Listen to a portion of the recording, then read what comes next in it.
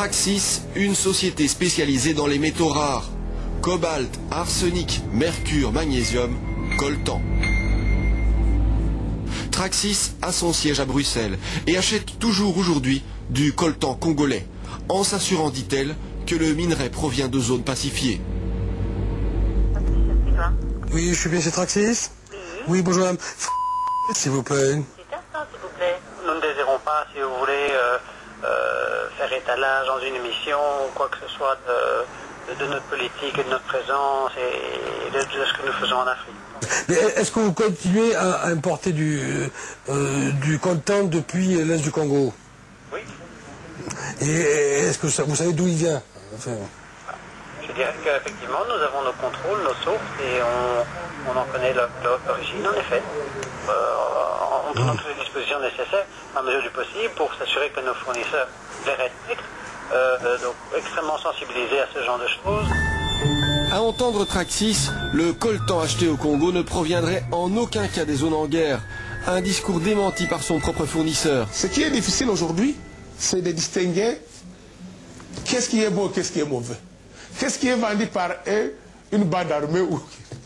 Parce que dans les zones minières, il y a la population locale qui est là. Et la population locale qui creuse et qui vend aux artisans, aux négociants. Dans un marché, peut-être on va y rencontrer qu'il y a ces bandes armées, il y a la population congolaise. Mais on ne sait pas si le figure qui est bandes armées et qui ne l'est pas. C'est très difficile quand même de savoir, d'avoir une traçabilité du coltan qui n'existe pas, par exemple. C'est pas comme pour le diamant, par exemple.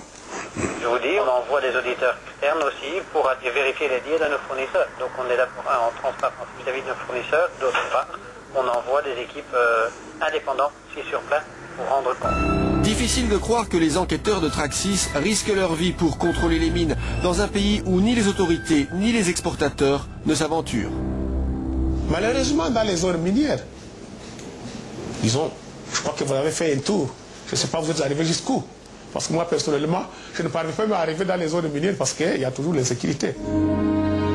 Depuis Bruxelles, une demi-douzaine de traders comme Traxys exportent dans le monde entier. Aucun de ces négociants n'a accepté de répondre à une interview filmée.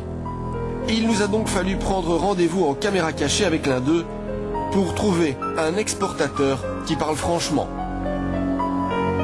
La société T est installée en banlieue bruxelloise. Elle achète du minerai à Goma avant de l'expédier en Asie. Cela fait 30 ans qu'elle commerce avec l'Afrique. Bonjour, je viens très... Oui, tout à fait. Oui. En 2003, cette société figurait dans un rapport de l'ONU pointant du doigt le commerce de coltan venu du Congo.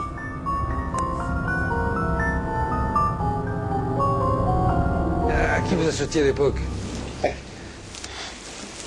mais non, mais bon, à qui j'achetais, c'était déjà le même. Attendez, aujourd'hui, quand vous achetez un lot, vous ne connaissez pas tous les intervenants, c'est pas possible. Vous connaissez la chaîne, hein. Les petits gars qui font 10 kilos, puis le petit gars qui en fait 200, et puis 500, et puis on continue, et puis on continue. Vous ne pouvez pas tous les connaître. Le fait que vous achetiez du coltan qui venaient des zones rebelles, les rebelles, ça leur permettait d'acheter des mitraillettes. Ouais. Ouais, non, c'est vrai. Qu'est-ce qui s'est passé depuis 2003, depuis le rapport? Ouais. On a emmerdé tout le monde, il ne s'est rien passé.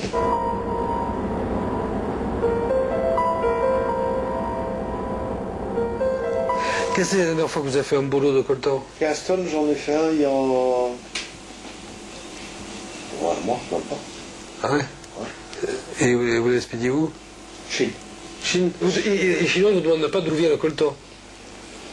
Si, ça reste que c'est de l'Africain. Ils s'en foutent complètement. Le coltan congolais va en Chine. Sur 1 milliard de téléphones mobiles produits chaque année dans le monde, 500 millions sont fabriqués en Chine.